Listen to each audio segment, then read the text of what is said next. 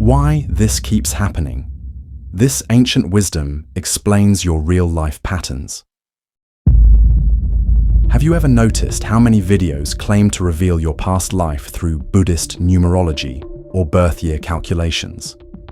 These popular trends promising to decode your previous existence based on birth digits are not only misleading, they're a dangerous distortion of authentic Buddhist teachings. Such fabrications lead seekers down paths of superstition rather than wisdom, creating false expectations and misrepresenting a profound spiritual tradition that has guided millions for over 2,500 years. The Buddha himself warned against such speculative diversions that distract from the genuine path to understanding. What did the Buddha actually teach about how our past connects to our present? How can we understand the patterns in our lives through authentic wisdom? To answer these questions, let me share an ancient story that illuminates the true Buddhist teachings on this profound subject. In a remote monastery nestled among mist-covered mountains, a young monk sat in meditation when an unexpected memory surfaced, himself as a child, fearlessly climbing the highest trees while other children watched in terror. Yet in this life, heights filled him with paralyzing fear. Disturbed by this contradiction, he sought out the monastery's elder, renowned for his deep understanding of the Buddha's teachings. "Master," the young monk asked, as he found the elder tending to the monastery garden, "why do certain strengths and weaknesses persist in us despite our efforts to change them? Sometimes, I feel I'm fighting against currents that began flowing long before this life." The elder monk paused his gardening and looked up with eyes reflecting decades of contemplative wisdom. "You've touched upon one of life's great mysteries," he said, placing a weathered hand on the young monk's shoulder. The Buddha offered profound insights into this very question, insights that go far deeper than simple explanations.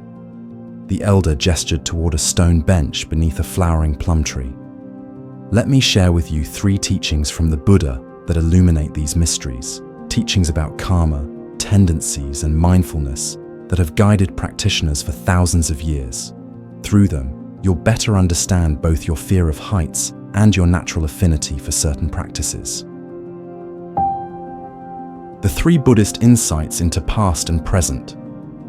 The elder monk explained, "There are 3 essential insights from Buddhist wisdom that help us understand the connection between past actions and present experience.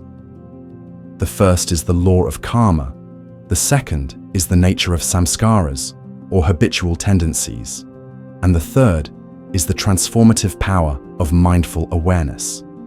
The younger monk listened attentively as the elder continued. "These teachings have been passed down from the Buddha himself through generations of practitioners.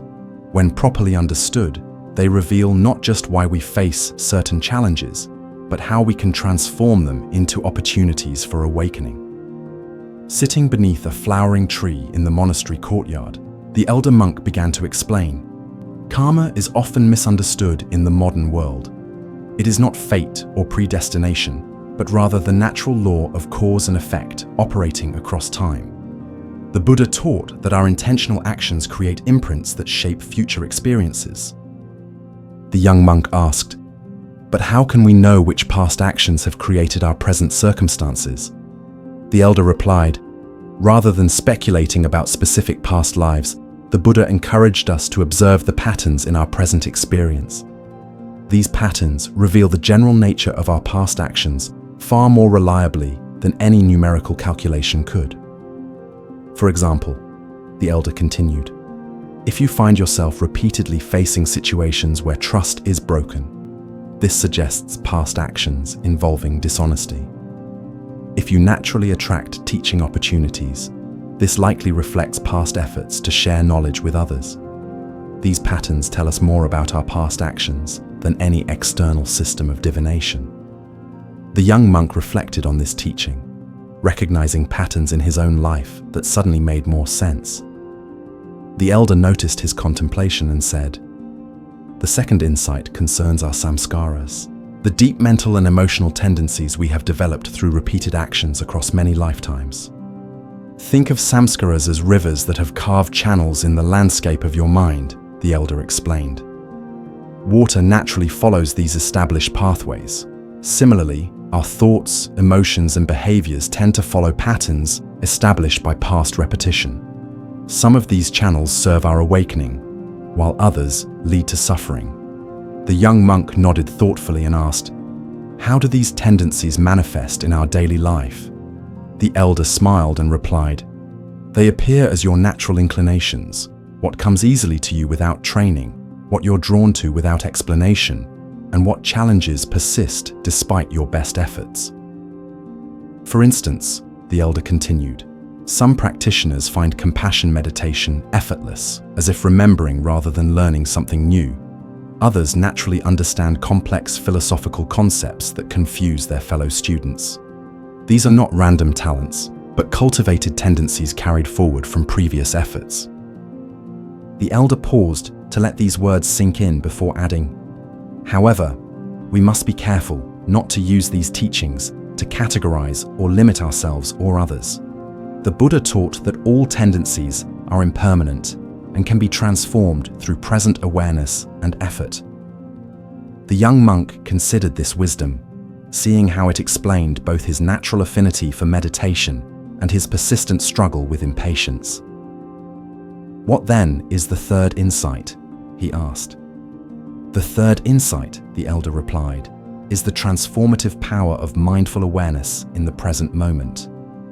While karma and samskaras influence our tendencies, the Buddha taught that present awareness gives us the power to create new patterns rather than simply following established ones. The elder picked up a small twig and drew in the earth. Imagine your past actions as the upstream portion of a river. They have momentum and direction that influence where the water flows. But with mindfulness, you can dig new channels in the present moment, redirecting the flow toward greater wisdom and compassion. This is the profound hope in Buddhist practice, the elder emphasized. No matter what actions we have performed in the past, with clear awareness in the present moment, we can create new causes that lead to freedom and happiness, not just for ourselves, but for all beings. The young monk's eyes brightened with understanding. "So, rather than trying to decipher exactly what I did in past lives, I should focus on recognizing patterns and transforming them through present awareness." "Precisely," the elder nodded. The Buddha discouraged excessive speculation about past lives because it often leads to confusion rather than liberation.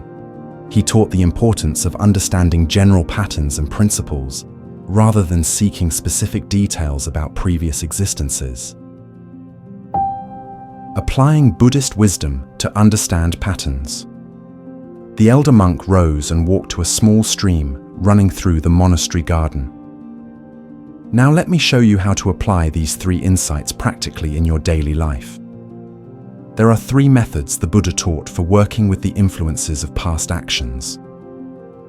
The first method, he explained, is mindful recognition of patterns. Pay close attention to recurring situations in your life. What lessons keep appearing? What relationships seem familiar? What challenges persist despite changing external circumstances? The young monk nodded as the elder continued. For example, if you find yourself repeatedly in situations where you feel unheard or misunderstood, this pattern reveals something about both your past actions and your current approach to communication. By recognizing the pattern without judgment, you create space for new possibilities. This recognition, the elder emphasized, should be done with compassionate curiosity rather than self-judgment. Karma is not punishment, but education. Each pattern contains wisdom if we approach it with an open heart. The second method, the elder said, while dipping his hand in the flowing stream, is understanding the relationship between actions and consequences. The Buddha taught specific connections that help us recognize how past actions influence present experiences. The elder gave specific examples. Generosity creates conditions for abundance and support from others. Harmful speech leads to situations where our voice isn't respected or heard. Patience cultivates beauty and harmonious relationships. By understanding these relationships, we gain insight into both our past actions and what we might cultivate for a more beneficial future. These patterns, the elder clarified, are general tendencies rather than rigid formulas. The complexity of karma means that multiple causes contribute to any single experience, and a single action can have multiple effects depending on many conditions. The third method, the elder continued while returning to sit beside the young monk, is conscious creation of new karma through present choices. This is where our practice becomes most powerful, using mindfulness to make choices that gradually reshape our tendencies and future experiences. The young monk leaned forward with interest as the elder explained. If you notice a pattern of conflict in relationships, you might consciously practice loving-kindness meditation and right speech. If you struggle with certain types of understanding, you can dedicate merit specifically toward developing wisdom in those areas. By working consciously with your present choices, the elder concluded, you honor the influences of the past without being bound by them. This is the middle way the Buddha taught, neither ignoring the effects of past actions nor feeling helplessly determined by them. The young monk sat in silent contemplation before asking, how can we verify if our understanding of these patterns is accurate? How can we avoid imagining connections that aren't really there? The elder monk smiled appreciatively at the question and replied, the Buddha offered 3 criteria for testing any understanding. First, does it align with the Dharma teachings on cause and effect? Second, when put into practice, does it lead to increasing wisdom and compassion? And third, would other wise practitioners recognize it as skillful understanding? I remember once, the elder continued, a merchant came to our monastery deeply troubled by persistent financial difficulties, despite his intelligence and hard work. Rather than giving him a simple explanation about past lives, we guided him through reflecting on his relationship with resources. Through mindful reflection, he recognized subtle patterns of grasping and insecurity in his approach to wealth. By practicing generosity, even amidst scarcity, and developing contentment with what he had, his relationship with abundance gradually transformed. His situation improved not through magical thinking about past lives, but through changing his present relationship with the causes of suffering and happiness. The young monk nodded thoughtfully and asked, what about when we feel drawn to particular practices or teachings without obvious explanation? Is this also related to past actions? A thoughtful question, the elder responded. The Buddha spoke of natural affinities that can indeed be carried forward from previous efforts. When you encounter a teaching and feel an immediate sense of recognition or coming home, this often reflects previous connection with similar teachings. However, the elder cautioned, we should be careful not to use such affinities to create spiritual pride or division. Some practitioners become attached to the idea of being special because of presumed past life accomplishments. This attachment actually obstructs the very awakening those past efforts were aimed toward.